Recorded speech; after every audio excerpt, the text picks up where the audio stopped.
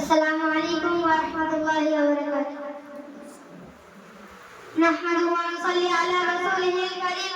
أما بعد، فأعوذ بالله من الشيطان الرجيم. بسم الله الرحمن الرحيم. وما أرسلناك إلا رحمة للعالمين. صدق الله العظيم.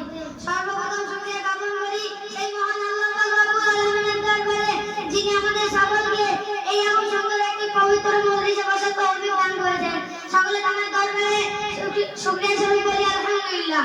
তারপর পরে জানাই যে নবীকে না জানি করিলে আমি আপনি গাছপালা পশু পাখি এমন 11,000 মখলুকাত কিছুই শিখতে হতো না।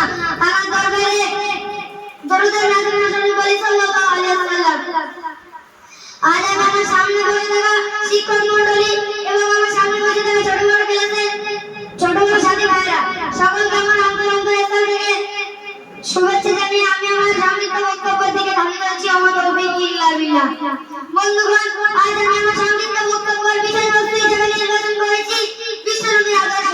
এই সম্পর্কে বলতে গেলে বলতে হয় যে আজ থেকে প্রায় 1500 বছর পূর্বে যখন এই ধরার বুকে অমানবিক অত্যাচার, অবিচার, শিরক, বিদআতে গোটা পৃথিবীকে অন্ধকারের মধ্যে ছিল, তখন মানুষ শান্তির জন্য চাতক পাখির ন্যায় চেয়ে থাকতো আকাশ পানে। তখন খোদার প্রেরিত দূত সলমান করবেন এই দুনিয়াতে।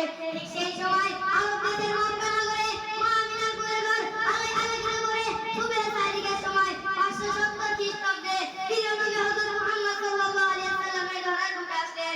তিনি এমন একটি যুগে আবির্ভাব হলেন যে যুগের মানুষ ছিল সিংহের চেয়ে হিংস্র, অজগরের চেয়ে বিষাক্ত, কুকুরের চেয়ে উন্নতি। এমনকি তারা মানুষকে মানুষ বলে মনে করতো না। নারীদের ছিল না কোনো মর্যাদা। ফুলের ন্যায় ফুটে ফুটে নয়নমণি কলিজার টুকরাকে জীবন্ত দাফন করতো করে অন্ধকার গর্ভে। সে কি অমানবিক অত্যাচার, অবিচার। ঠিক সেই সময় অশান্তি ভাবটা দূর করতে, শান্তি ফিরিয়ে আনতে নিপীড়িত, লাঞ্ছিত, বঞ্চিত, অপমানিত, দুর্বল মানুষের পাশে দাঁড়িয়ে তিনি শান্তি ফিরিয়ে আনেন। এমনকি তিনি তার 1 বছর জীবনে কখনো মিথ্যে কথা বলেননি। তার কথাবার্তা ছিল নম্র, ভদ্রতায় ভরা, মুক্তমালা।